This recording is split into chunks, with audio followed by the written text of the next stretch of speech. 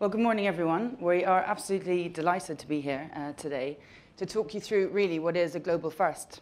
And the thing I want you to bear in mind as we go through, I do have some stats and some figures that I'll definitely share, and I'm sure that your questions might prompt more. But we only launched our innovative project 3 weeks ago. So we only really got involved in citizen science just around Easter time this year. So it's been quite a pacey project. We've overcome an awful lot of challenges, but we want to be here today to talk you through how we've gone. So the angle I'm taking is basically talking you through our citizen science story. With the blank.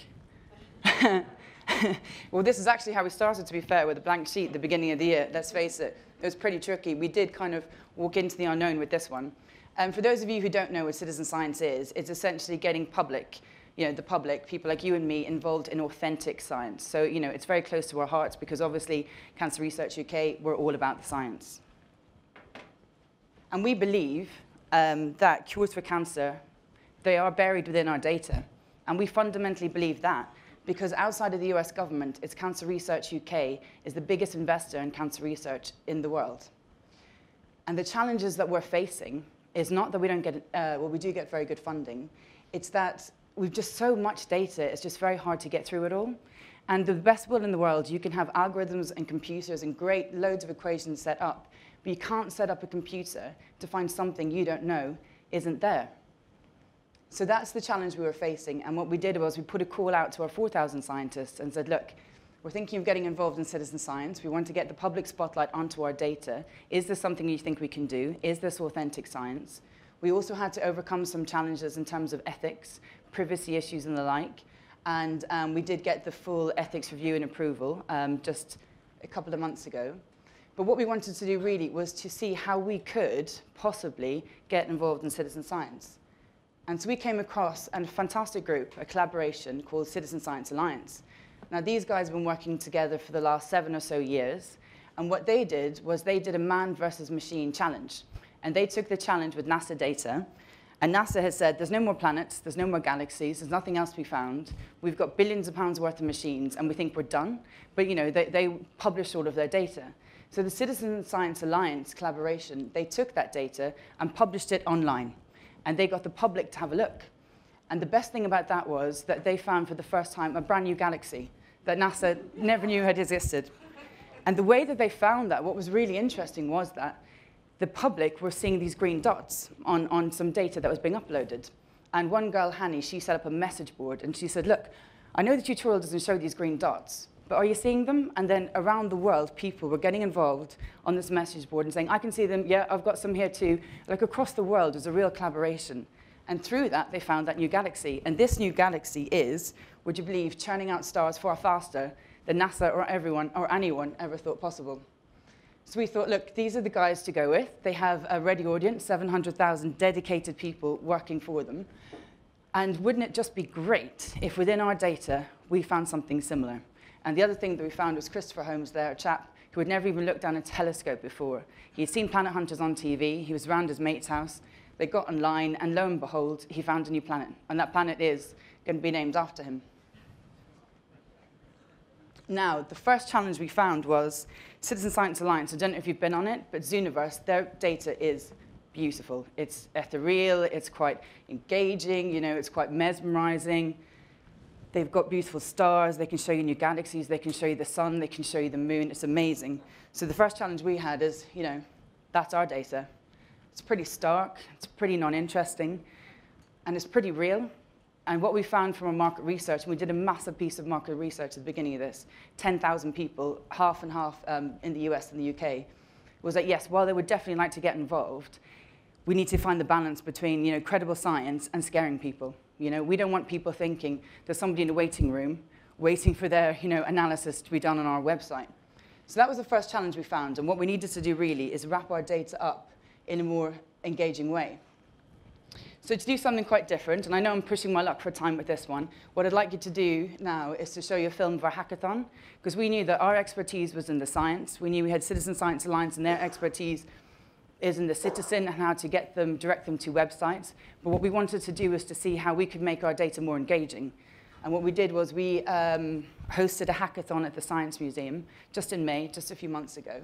And we got together a whole load of random people. We had all of our scientists together, and we had coders and designers and developers. And I would just like to show you the film very quickly of how it all went. And then I'll come back and talk you through where we are now.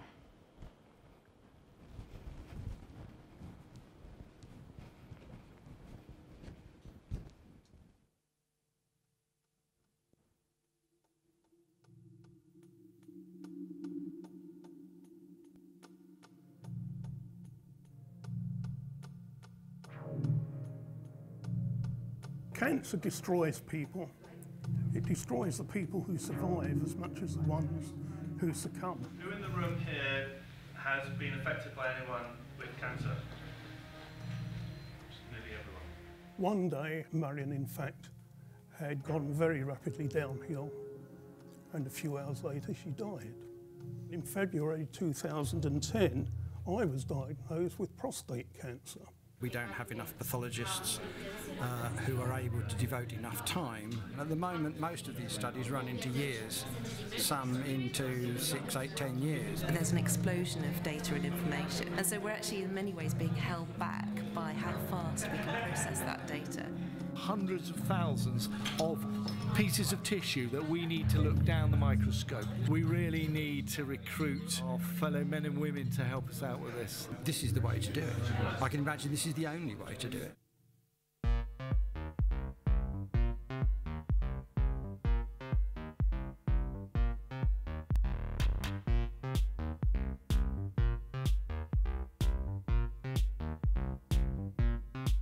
Welcome to Open Labs. We're at the Science Museum all weekend. Hi, I'm Raza. I'm a PhD student. My name's Pete. I'm 20 years old. I'm Dr. Paul Ferrer from the Department of Oncology in the University of Cambridge. I'm Professor Andrew Hamby. I'm a breast cancer researcher. Yeah, me and Tom finished our exams yesterday. We've got together an amazing mix, an eclectic mix, and we wanted to have it very much scientist-heavy, mixing together with coders and developers and all the skill set that we need to create something fantastic. First, a project like this always seems a bit ambitious. It's a really big ask. We're asking them to look at really very complicated images. We're asking the programmers here to be able to present these very large images, maybe on a mobile phone, maybe on their own computers, and to generate useful data important in cancer research. It's going to be really a magical 48 hours. It feels exciting. It feels like it's now. It's live. It's out there. It's now. We can't control now what's going to happen. This is an object that's literally 1 in a million. And yet, because we had human eyes on the data, we were able to make a serendipitous discovery. That's a key advantage of having humans look through your data set. The atmosphere here is terrifying. For somebody of my age, yeah, these guys are really, really good. This is what developers do when what they make actually works. Yeah! They're so fast. They are so quick at picking up what we need and what we've already done and converting that into what they could do in the future. Yeah, it's actual data, yeah. It's not random. That doesn't actually exist in that format, so being able to take the data and turn it into that format to look at is quite useful. Out of this sort of primordial soup of expertise, I think there's there's a lot of stars here, and I actually think they're going to come up with the goods. And then the idea there is you pass the baton on to one of your friends. As they look through the gene pictures, we'll actually be able to go, oh look, there's an anomaly, and then they'll just, with their fingers, be able to plot it on the screen, and then just hit flag, and then that will go straight to the cancer research database for like something they need to spot at, and then you just keep running along the genes and spot the next one. There's a guy over there that's got all of the stuff on a smartphone. He can do it on the train going home. What we want to do is to have 2 games, 2 apps, 2 engaging tools that will have the ability for all of our data to run through it, and to have you and I to be looking at it, to look at any anomalies that will then be fed back into our researchers, and hopefully together as a collaborative, collective force, we will be able to find some kind of anomaly, some kind of gene defect, something that these machines have missed, and that can bring us a step closer to cure cancer. I should say, this is the thing that we're trying to develop isn't for the boffin, it's not for the scientists, it's for everybody. Everybody can help, and we're developing ways in which the citizen can just look at the app on their phone, look at what they see, and usefully contribute every click. Within Cancer Research UK, people like me are called survivors. And on behalf of myself, my fellow survivors, their families and their friends, I would like to thank all of you, and I would ask you to remember that together we will beat cancer. Thank you.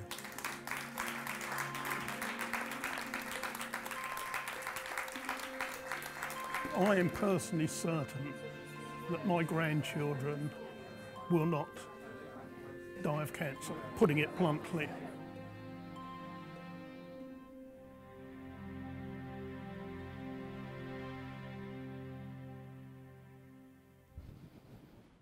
So there you have it. We were true to our word. At the end there, we said we'd launch something in autumn, and we did.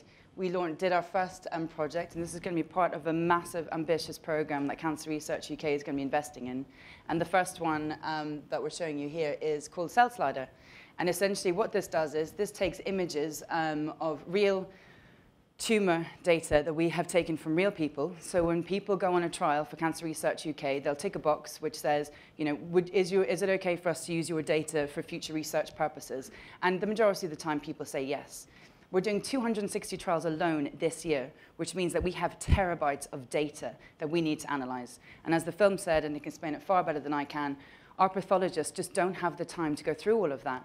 And our computers are just not as good as the 3D recognition of the human eye. And if you're looking at a typical pathologist in their week, they only get 1 or 2 hours a week to be looking, you know, down the microscope at this data. Average trial, as they said, takes up to 4 years. What we're going to do with this is we're going to reduce those time just into mere months. And really, you know, our driver is to bring forward the day when we find the cures for cancer. And as Anthony said at the end of the film there, that's something we really believe is going to happen in the next couple of generations. Now, what I'm not going to do is take you through the website, because I'd like you to go and do that yourselves. So you can have a look at it on your smartphone, you can have a look at it when you go home, or in the, you know, at the office. But essentially what it is it's just matching pairs. You get your own little viewer there on the left, you're shown part of a tumor, and then you choose the image to the right that best matches it. You get a great little tutorial that talks you through it. You get lots of reassurance as you go, because we want people not to worry about making a mistake. Because sitting behind this, and what's so great about the Citizen Science Alliance and their expertise, is they've got a massive decision tree. Which is taking out erratic data, errant data. We can do weightings. We can identify people who are consistently making mistakes or who consistently take the middle ground, and we can remove that before we send it back to the scientists. And the big thing we did with our beta testing and why we got ethical approval, not just because all of our data is anonymized, not just because we are careful with privacy, it's because we've actually proven, you know, proof of concept. This is what this is. And we've already in our beta testing proven that the citizen is, as near as makes no difference, within 1 point of a professional pathology score. And that's without doing any weightings. That's just naive data. So that's what it looks like. And please do go and get involved. And I just wanted to give you a few facts, you know, as many facts as we can give you, bearing in mind we just launched on the 24th of October. So far, we've had already 25,000 unique visitors to our site. Now, you're probably wondering, when I started off saying this is a global first time cancer data has ever been shown online, why this has passed you by.